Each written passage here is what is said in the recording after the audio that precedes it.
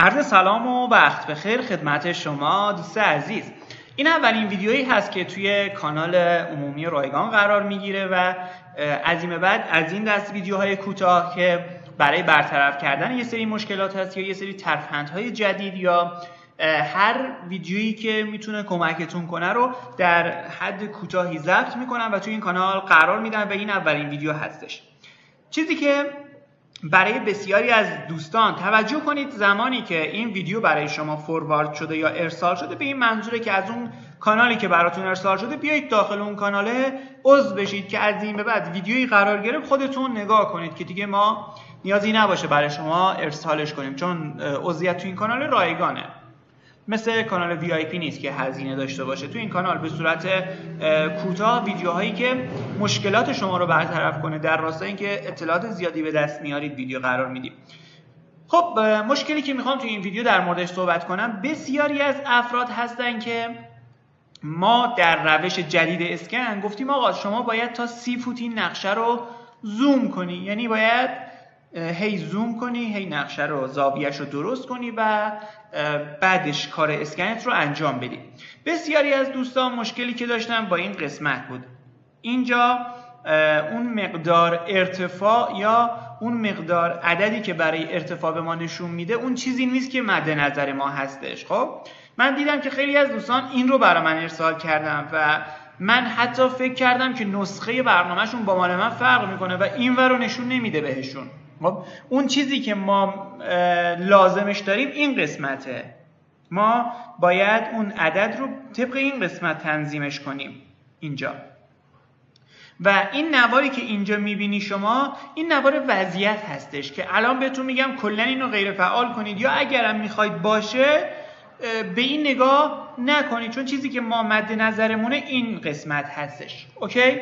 خب بریم برای اینکه یه موضوع رو نشون بدم. الان اینجا مال من روی 61 فوته، من گفتم باید بذارید روی حدوداً 30 فوت. ببین الان مال من 33، یه ذره دیگه بخوام زومش کنم الان 28 خوبه. دوباره 32 28 30. الان تونستم رو 30 تنظیمش کنم. زاویه هم درسته، یعنی منظور از زاویه اینه که انگار ما داریم از بالا به زمین نگاه میکنیم. اینجوری ببین الان نقشه الان کجه. خب ببینید الان نقشه زاویه داره، حالا نمیدونیم چند درجه. ببینید الان کلا کجش کنم، ببینید الان کلا زاویه داره دیگه، انگار ما یه جایی وایسادیم داریم اطراف رو نگاه میکنیم. ولی ما وقتی این وسط دکمه اسکرول ماوس یعنی دکمه غلطک ماوس رو فشار بدی ولش نمی‌کنی، بکشی به سمت جلو، یعنی ماوست رو بکشی به سمت جلو، زاویه نقشه درست میشه. این هم یه نکته کلیدی هستش. بنابراین الان مال من روی 34 فوته. بعضیا می اومدن به من میگفتن آقا مال ما مثلا ارتفاعمون مثلا هر چقدر زومش می‌کنیم فرضاً یه عدد خیلی بزرگی به ما میده، مثلا اینجا 9019 یا مثلا اینجا 9115 مثلا 155 فوت هستش. خب به این نگاه میکردن، این نیست. ما باید اینو برای کارهامون در نظر بگیریم. برای این کار ببینید من اینجا تو قسمت نما این نوار وضعیت رو اگه غیر فعال کنم این میره، اینی که اینجا هست دیگه دیده نمیشه. ببینید نوار وضعیت کلا برداشته شد و من اصلا به این نیازی ندارم. این برای یه سری اطلاعات به ما نشون میده و کارش هم یه چیز دیگه است. اون چیزی که ما میخوایم و باید تنظیمش کنیم اینه. حالا اینو از کجا اگه شما ندارید بذارید بهتون بگم.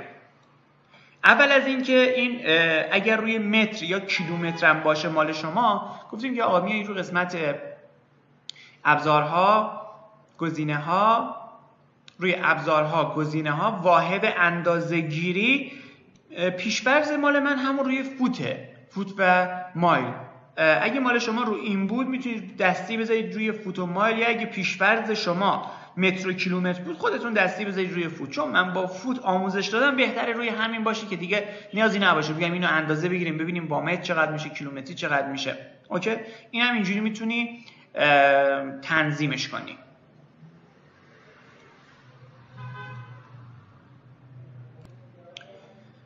کار بعدی که باید انجام بدیم، اگر مال شما این قسمت رو نداره، یعنی این ابزار اینجا رو نداره، کجاست این؟ بذارید برم توی قسمت نما، گزینه راهنمای مقیاس. اینو اگه بزنم ببینید این از این گوشه پاک شد. اونی که ما میخوایم اینه، راهنمای مقیاس که باید روی حدود 30 فوت تنظیم بشه طبق اون چیزی که من از اون جایی که ممکنه دوستانی که از ما این پکیج رو نخریدن این ویدیو رو ببینن ممکنه متوجه نشن من چی میگم توی این قسمت. اون روشی که به روش دستی اسکن انجام میدیم با کلیک خودکاره، خب من گفتم تا 30 فوت باید زومش انجام بشه تا نتیجه خوبی رو به همراه داشته باشه برامون. اوکی؟ پس این نکته‌ای بود که تا الان 3 نفر از من پرسیده بودن و لازم دونستم اینو به عنوان اولین ویدیو ضبط کنم و توی کانال قرار بدم و از این به بعد از این دست ویدیوهایی که خیلی قراره کمکتون کنه براتون قرار میدم و فقط مربوط به رفع مشکلات نیست. خیلی ویدیوهای خوبی براتون قرار میدم که بتونید ازشون در راستای اسکن‌های بهتر، تحلیل‌های بهتر استفاده کنید. امیدوارم مفید واقع بشه براتون. شما رو به خدای بزرگ میسپارم. فعلا خدا نگهدارتون.